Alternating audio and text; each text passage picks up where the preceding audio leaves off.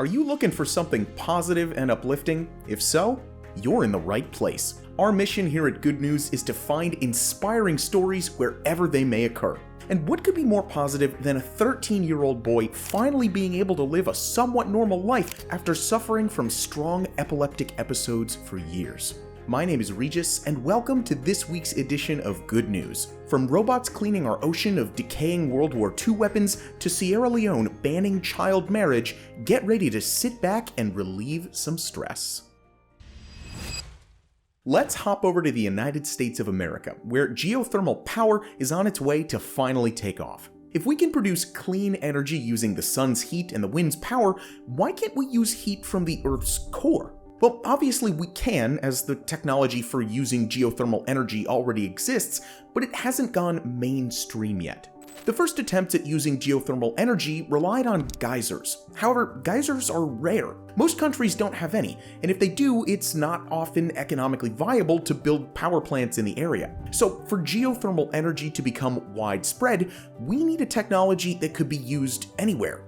And here's how it works. There's a layer of heat-producing granite deep beneath the Earth's surface. The heat stored within is the result of radioactive elements decomposing over literally millions of years. To reach the granite, we have to dig two wells at a depth of 3,000 to 5,000 meters. The first is the injector well, which pumps cold water below. Once the water gets in contact with the hot rock, it quickly heats to around 300 degrees Celsius or so. It's then extracted through the production well and put into a heat exchanger, which produces electrical energy. After that process finishes, the cooled water is returned to the system and ready to be reused. As awesome as that already sounds, Fervo Energy recently upgraded this technology. Using an innovative horizontal drilling technique combined with advanced data analytics, they set new records on flow and power output from a geothermal plant. But the really good news here came on June 25th, when Fervo Energy signed a deal with Southern California Edison for a power capacity of 320 megawatts of clean geothermal energy. As a result of the contract, carbon-free geothermal energy will soon power approximately 350,000 homes across Southern California. This contract is a huge milestone and an essential step towards establishing widespread use of geothermal power plants. Meanwhile, in Africa, a new drug brings us closer to eradicating HIV.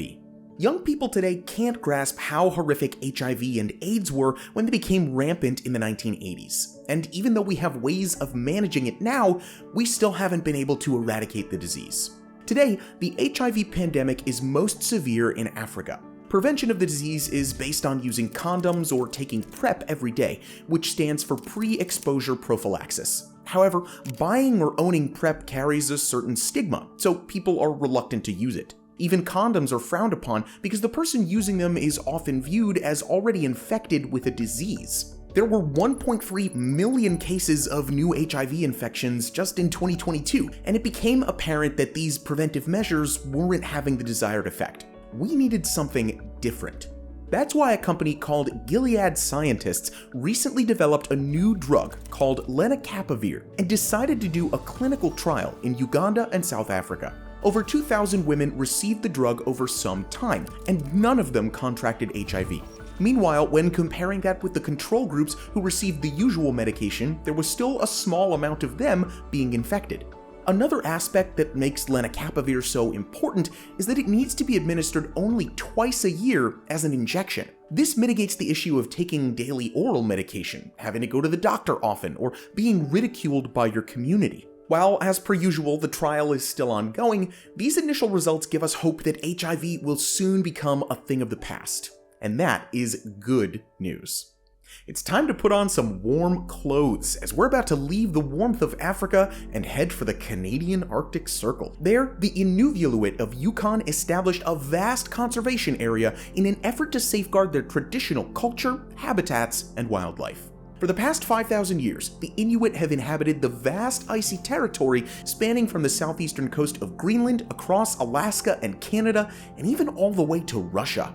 Their survival relies on skills such as hunting, fishing, harvesting local flora, unique ways of preserving food, and craft work to make clothing, jewelry, and art.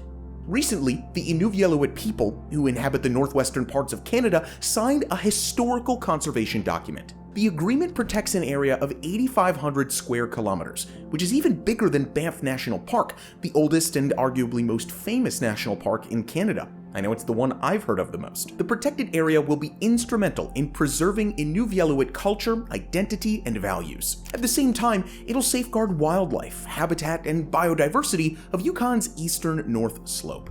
The new agreement ensures that animals such as porcupine caribou, polar bears, and migratory birds will now have a safe haven.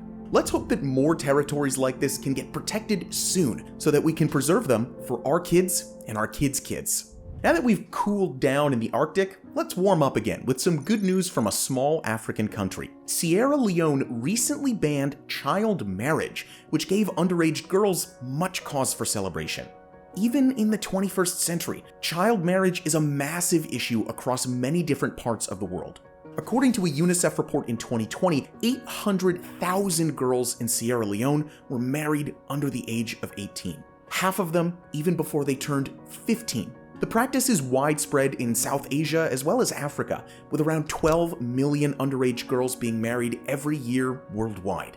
Getting married at an early age can have devastating consequences. In addition to being robbed of their childhood, the girls also face a higher risk of abuse. Most likely, their education stops and they start having children at an early age, which carries significant health risks. This is why organizations like Girls Not Brides and Strong Girls Evolution keep fighting to ban this practice. Luckily, in Sierra Leone, these efforts also got support from President Julius Maada Bio and his wife. Together, they pushed to ban child marriage, proposing a very strict and comprehensive law. According to the new law, anybody who gets involved in the marriage of a girl under the age of 18 will be jailed for at least 15 years, or fined around $4,000, or both. Considering the average monthly salary in Sierra Leone is around $300, that's a significant fine. And the fine isn't just reserved for the groom, it's for anyone who attends the wedding, be it a relative, a friend, or even just a musician performing. As for the victims, women who got married underage now have the option of annulling their marriage if they wish. They can also seek financial compensation. We here at Good News hope that this new law helps to solve the problem, that other countries learn from Sierra Leone, and that child marriage soon becomes a thing of the past. Now, do you remember when we talked about the EarthCare satellite back in episode 23? Less than a month after its launch, the White Dragon has already started revealing the inner secrets of clouds. It's been theorized that clouds play a vital part in managing our planet's temperature, but we still know so little about them. That's why the European Space Agency and JAXA, or the Japan Space Agency, decided to join forces and launch a two-tone satellite, also known as the White Dragon.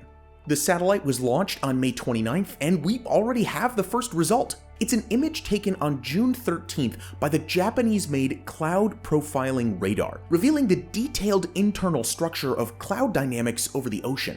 JAXA experts revealed the image in two parts. The first one shows the vertical concentration of dust particles.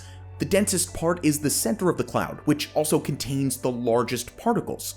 The second image reveals the particles' fall speed, showing that snow and ice crystals remain in the upper regions of the cloud, while rain is located in the lower regions. Using its Doppler velocity capability, the radar can give us precise information about the speed of the particles within the cloud. Based on that data, this animation shows what's happening inside. While we've been able to get similar data from cloud radars on the ground or from an aircraft, this is the first time that we can perform measurements uniformly across our planet. Learning more about clouds and how they work might one day help us use them as an ally in the fight against global warming. Now, let's descend back down to Earth, or should I say beneath the sea, where German robots are on the hunt for lost World War II bombs.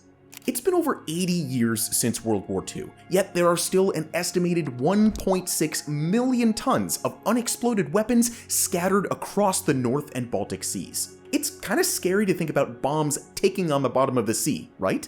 However, according to Jens Greinert, a professor for deep sea monitoring at Christian Albrecht University in Kiel, Germany, the biggest problem is not the fear of weapons exploding.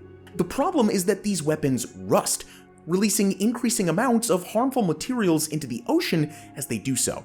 Some of these pollutants are known to cause cancer and have already been found in fish and mussels, meaning that they could quickly end up on our dinner table and ultimately in our bodies. And according to Greinert, the longer we wait, the worse it will get. Okay, so we all want the weapons gone, but extracting them takes work. Using traditional methods, it would take around 150 years to remove all the weapons we've found so far. However, a better solution might be on the horizon, as Germany recently started a robot-assisted recovery project. The first step is to find and retrieve the weapons using a combination of remote-controlled seabed crawlers and robots equipped with smart grabbers. In the long term, the project proposes creating an offshore platform with a detonation chamber. There, experts can destroy the explosives in the safest way possible. Honestly, sounds pretty cool to me. If the project proves successful, experts believe they can remove all the rusty weapons from our oceans in just 30 years. Now, before we continue with our best story of the week, we'd like to know what you think. Your feedback and support are genuinely appreciated, so don't be shy. Share your thoughts in the comments section below. Also, why not subscribe to Good News to ensure you get your weekly dose of positivity? Thank you so much for all of your support of our channel. In our final story today, medical science meets engineering as a 13-year-old undergoes groundbreaking epilepsy treatment. Epilepsy is a severe condition caused by a sudden burst of electrical activity in the brain. Usually, the brain continuously sends electrical impulses in an orderly pattern, but with epilepsy, these patterns are imbalanced through those sudden bursts. Its symptoms can range from a short loss of consciousness to full-blown convulsive episodes. For Oren Nolson from Somerset in the United Kingdom, epilepsy was as bad as it could get. He would sometimes suffer over 100 different seizures in a single day, which prevented him from enjoying life like other kids his age. Then his parents heard about the Cadet project, which uses a device called the picostim neurotransmitter to control the electrical activity in the brain. It consists of a chip and 2 electrodes. Similar devices have been tested in the past, with the chip inserted in the chest area and the electrodes embedded deep in the brain. However, this arrangement was inconvenient for a physically active person, let alone a child. That's why doctors decided to try a new approach here. First, a piece of the skull is removed, and the chip is then positioned in place. Then, the 2 electrodes are embedded deep into the brain, with a tolerance of less than a millimeter. The procedure is incredibly challenging and more than a little dangerous, but Oren's parents decided to try it out. Oren's surgery was, thank goodness, a resounding success, and he became the first person ever to undergo this type of treatment. After a month of healing, the doctors turned the device on, and the results immediately showed. The picostim neurotransmitter reduced Oren's seizures by 80%, and he was even able to start riding a horse, which was just unimaginable a few months ago. The future looks bright for Oren, and his story gives hope to the more than 50 million patients suffering from different degrees of epilepsy worldwide. The Cadet trial enrolled 22 more patients, and 3 are already preparing for surgery. We hope that everything goes smoothly and that these kids get a new chance to enjoy life like never before. I like hearing about how new technology transforms the world, but I like stories like this last one the best, as they have a direct impact on human lives. Let me know which story you like the best and why in the comments down below. Be sure to subscribe to Good News so you don't miss next week's episode, and as always, thank you so much for watching.